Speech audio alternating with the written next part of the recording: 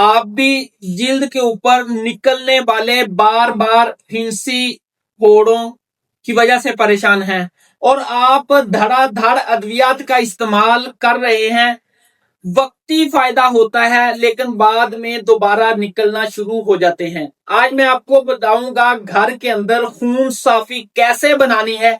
अगर आप ये कप रोजाना इस्तेमाल कर लेते हैं तो आपकी जो है ना अद्वियात से भी जान छूट जाएगी, आपकी जिल्द के ऊपर निकलने वाले बार बार जो फिंसी फोड़े हैं ना दोबारा नहीं निकलेंगे।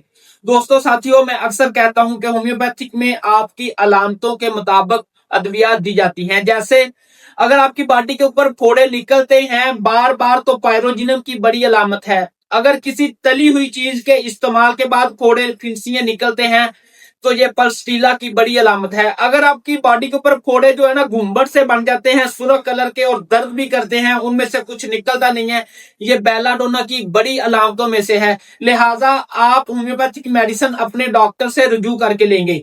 लेकिन अगर आप रोजाना खुराक के अंदर अपने एक कप इसका इस्तेमाल करना शुरू करते हैं, 3 पत्ते आपने लेने हैं नीम के और 1 कप पानी के अंदर आपने अच्छी तरह बॉयल करना है, फिर उसको रख देना है 15-20 मिनट के लिए।